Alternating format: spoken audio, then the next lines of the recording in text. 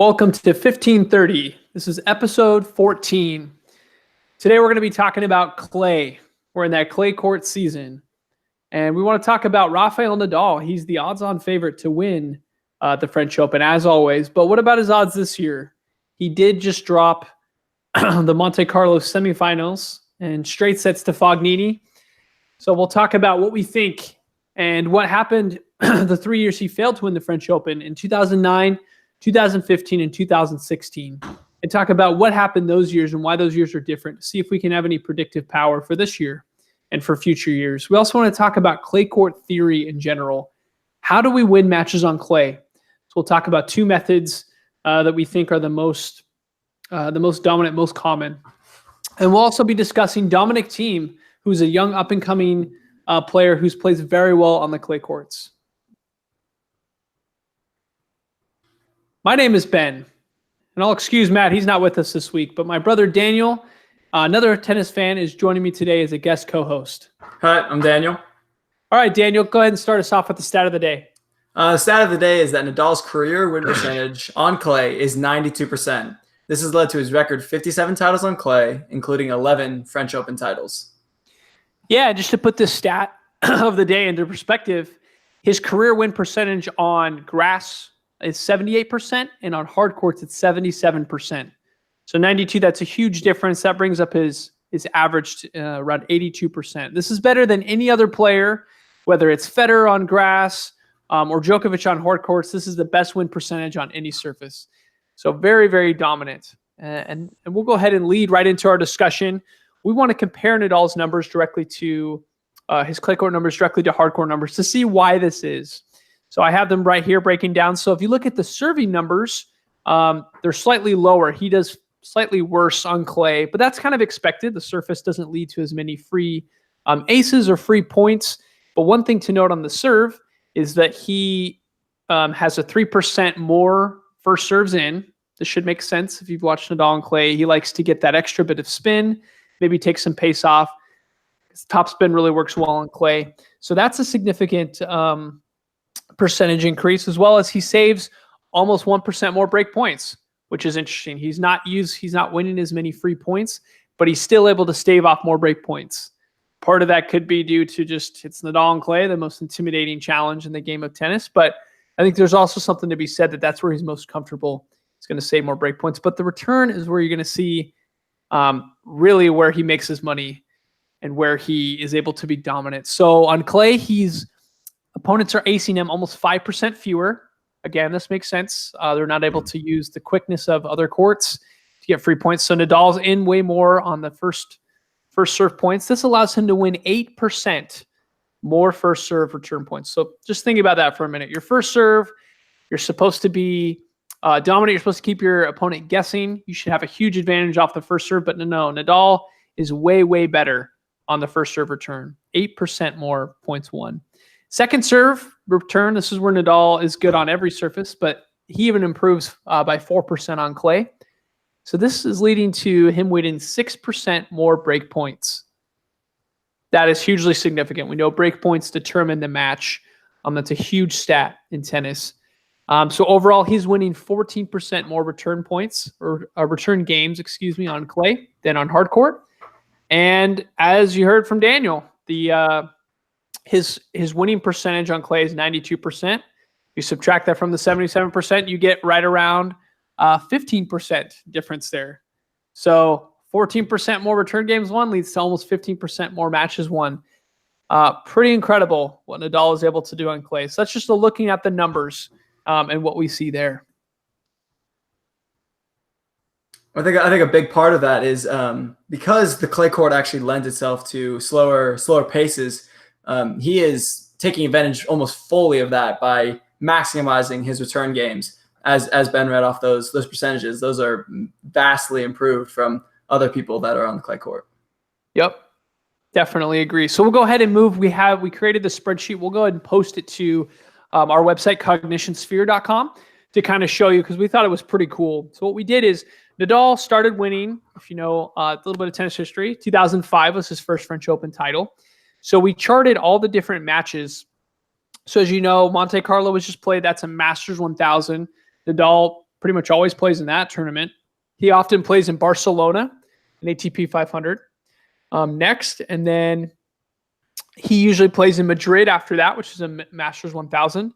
In 2005 through 2008, that was known as Hamburg. It was a different Masters 1000. But nonetheless, we're matching those numbers up. And then Rome is a Masters 1000. So we wanted to see if there's any predictive power for if he won X amount of matches in those 4 warm-up tournaments, how he did at the French Open. So we came up with some interesting things here. First of all, his loss in 2009, that loss in 2009 was definitely unexpected.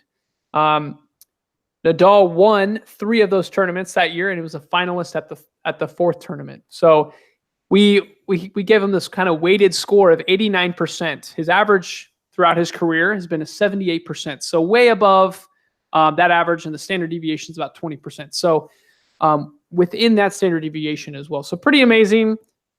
Dan, talk about 2009. Do you remember who was played there and what transpired? Well, really, 2009 was a fluke year. He came in with top form leading into it. Obviously, as Ben said, he didn't actually take the Madrid tournament at the time, but he was a finalist in it. He was right up there. And like Ben talked about, the score. But somehow, round of 16 coming up, he's coming in as the favorite 4 years in a row of winning, and he just doesn't pass the mark. He just falls out of the round of 16 at almost a fluke game. Yep. And it was really, like you said, I don't think it was anything that he did wrong. I think it was just Soderling really upped his game. So we're going to cover the stats of that as we talk about the strategies for winning on clay, because Soderling executed a very different strategy than Nadal, and that paid off. So yeah, definitely a fluke. The odds of him losing that match were very, very slim. So that was just a fluke event, like we said. So and we also look at how many sets that were dropped. So Nadal only dropped 4 sets, which considering through the 4 tournaments, that's incredibly good, with his average being from 2005 to 2018.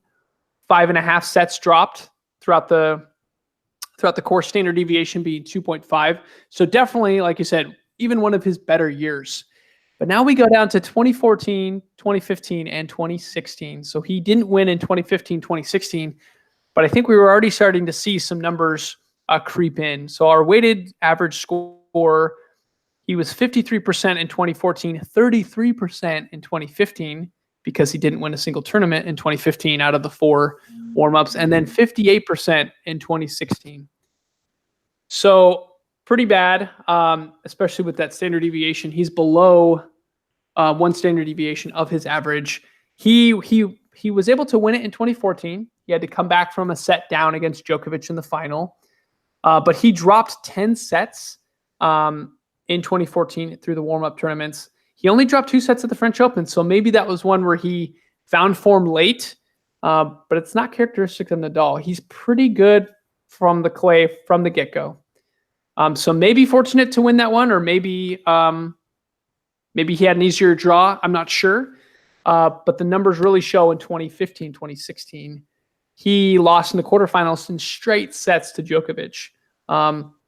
He didn't win a single tournament, like I said, going in. Even his equivalent score was 33%, which is a significant 2 standard deviations below his average. So very, very statistically significant. He dropped 4 sets of the French Open, right? 3 of them being to Djokovic. So I think what we need to do is put it in perspective. A lot of people on ESPN were even saying, oh, well, Nadal's not the odds-on favorite. He got beat super badly by Fognini. I would say, let's bring it in a little bit. It's only 1 tournament. Let's see how he performs at the other 3. If he doesn't win any of them, or he only maybe is able to win 1, because it looks like his average, he's won an average of 2.5 tournaments.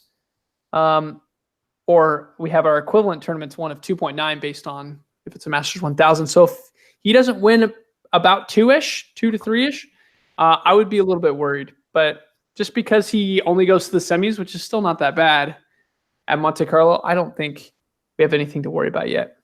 What do you think, Dan? What do you think about this? I think one thing of Nadal's game is definitely the mental aspect.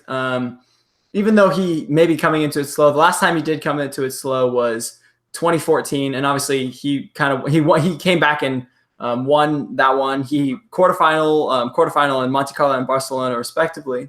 But once he started ramping up, I think that shows his vast mental strength that he has. I think Todd Woodbridge said that some of his key success on clay were, quote, movement and athleticism, another is technique, his ability to shape a shot, his defensive skills, and his knowledge about when to attack and when to defend.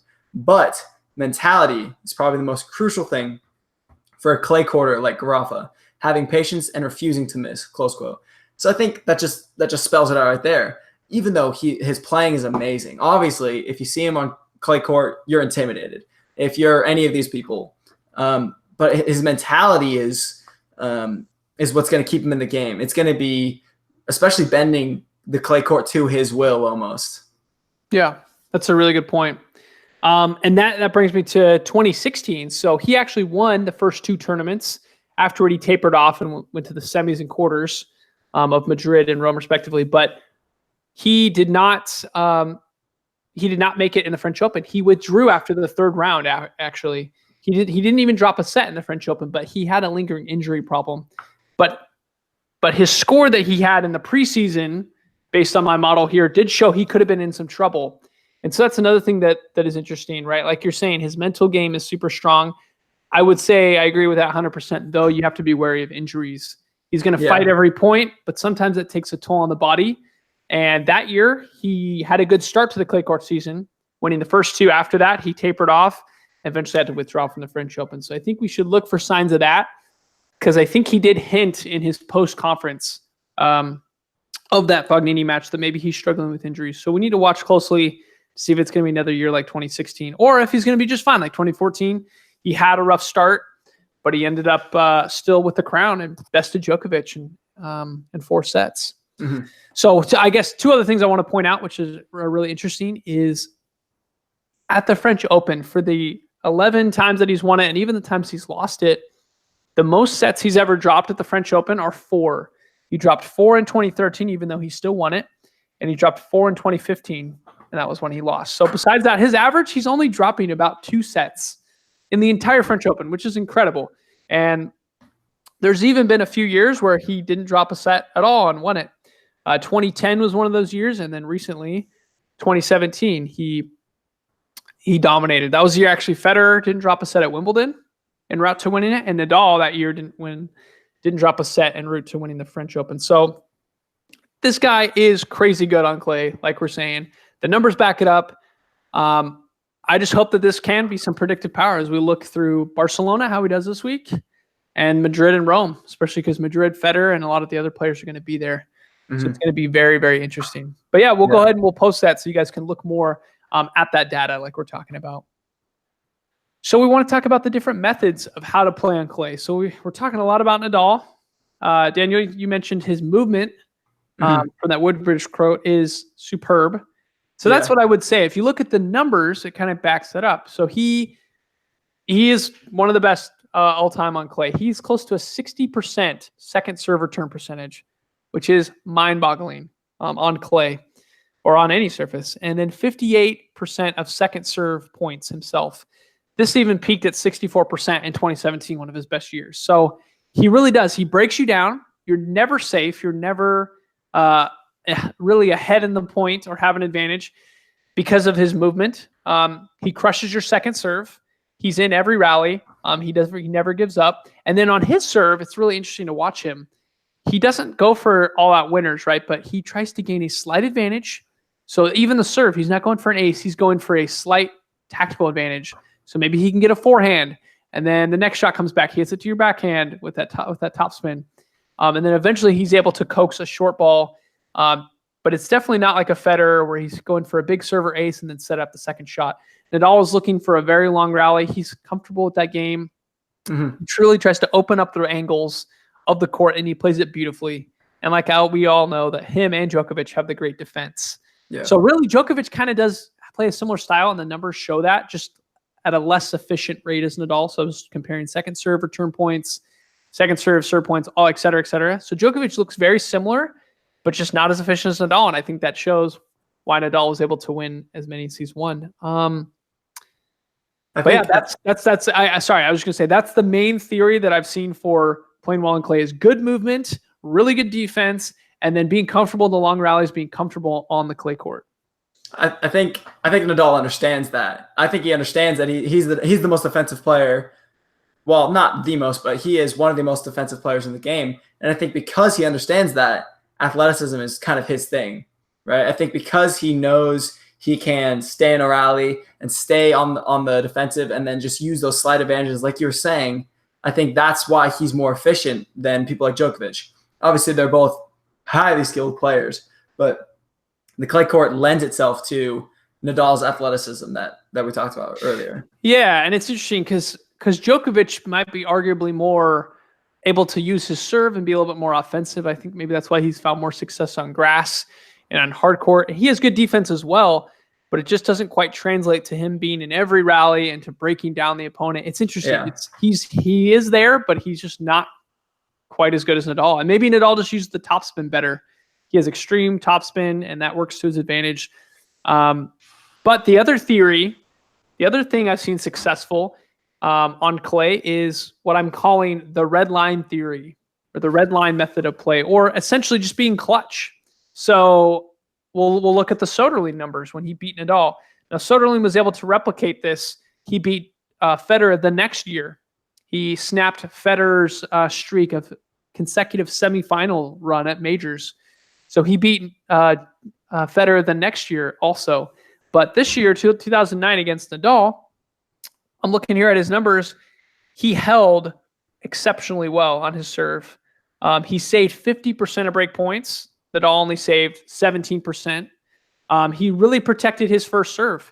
He won 68% of first serve points and 62% of second serve. So, and I was watching some YouTube highlights as well. You can tell he's going for a big serve. He's a big flat server anyways. So he goes for a big serve and he's looking for the next ball to put away, preferably a forehand, but even his backhand, he hits it really deep. He's going to net.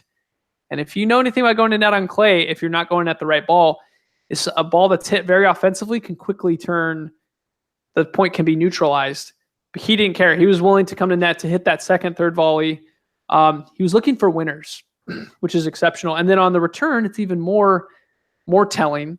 So he won 38% of return points overall and 83% of break points won. And then, of course, the stat we always look at to see if someone's going to win, second serve return points won. Nadal only had 39. Soderling 55. 55 is usually good enough to win. So overall, he just protected his serve. He was going for the big shots. Really, he's going for the line every time. A point that epitomized to me, and he did this many, many times, Nadal would get him wide with his with a cross-court shot to his forehand, one where it'd be really hard to even get it back into play because it's like he's going out of the court. But then instead of Soderling trying to do the safe shot to even get it back in the court or go back cross-court, he would whip it up the line and hard. And several times it led to a winner or an almost winner where he'd go to the net and finish it off. And so it just showed that he was being really bold that day. And again, he beat Federer the next year, playing a very offensive style.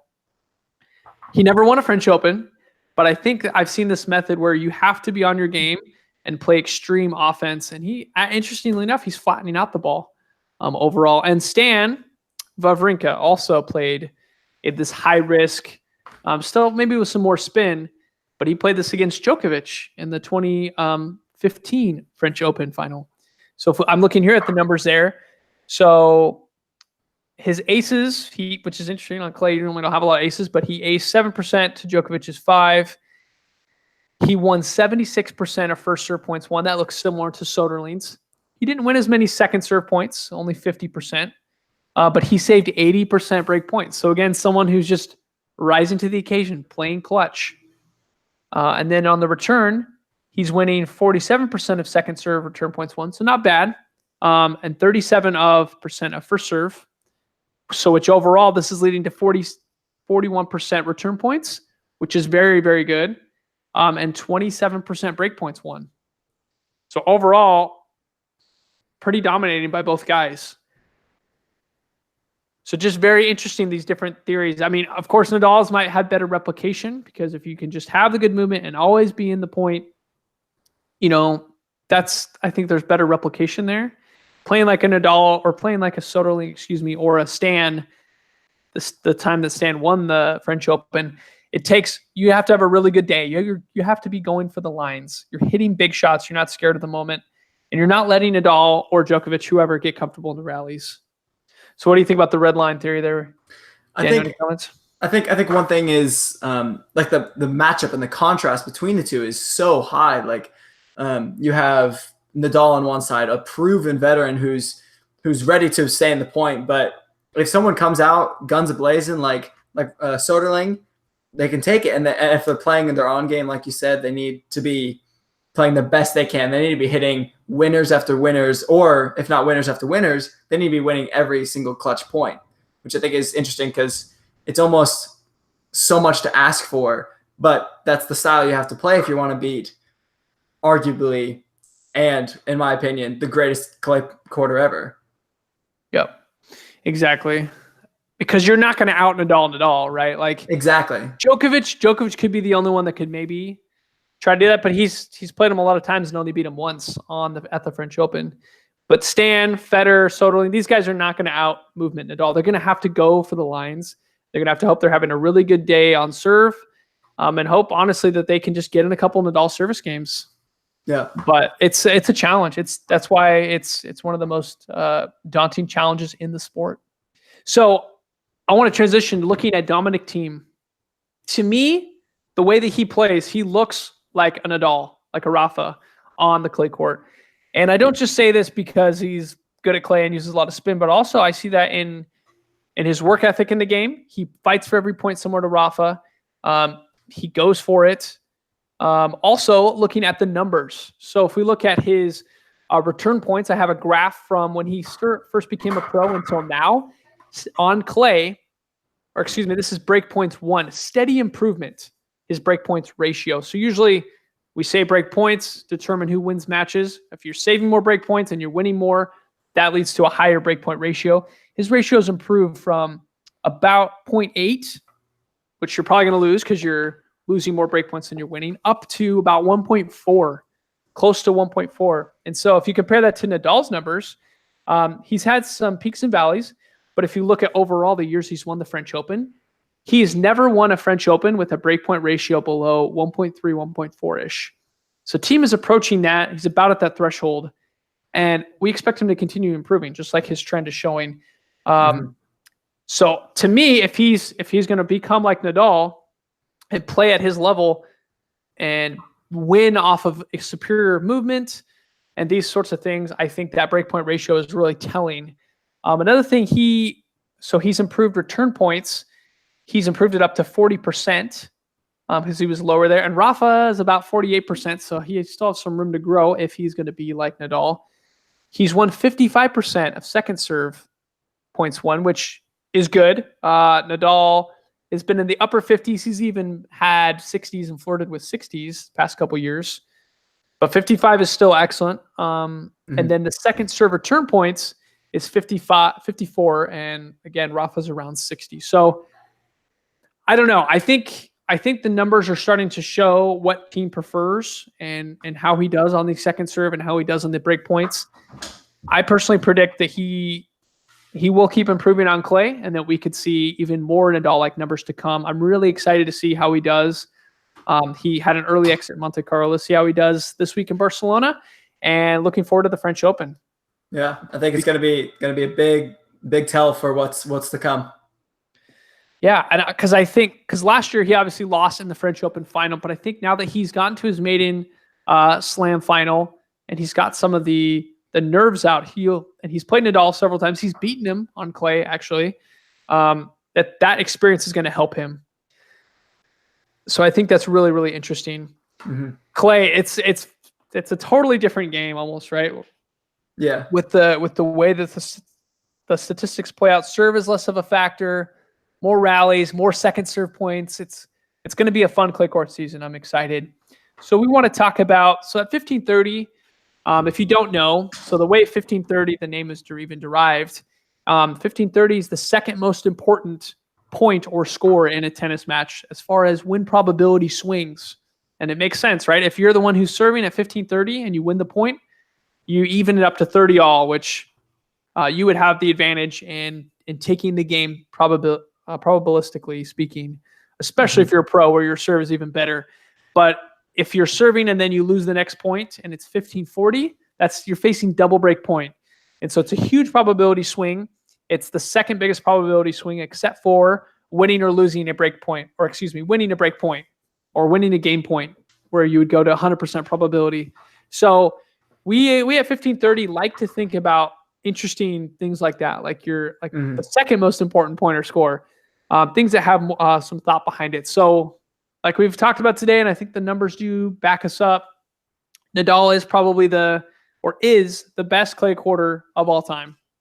I know people don't like saying all time, but I think the numbers and his results have shown that with 11 French Open titles. So we want to think about going forward, maybe in our next episode, who is the second greatest clay courter of all time? I think there's a lot more room of debate. We can look at the numbers. How many people always talk about how many French Opens would Federer had if Nadal wasn't around? What about Djokovic? He's played really well at the Masters. And Bjorn Borg. Bjorn Borg has won a lot of French Opens. So that's something we want to discuss in our next episode. But any final thoughts, Daniel? No, I think that wraps it up. I think Nadal is arguably the best on clay. There you have it. Nadal's the best on clay. We'll figure out who the second best is. That'll be an interesting topic to discuss. Our theme music is brought to you by Kevin MacLeod with his excerpts from his song Cool Rock. And until next time, we will see you on the court.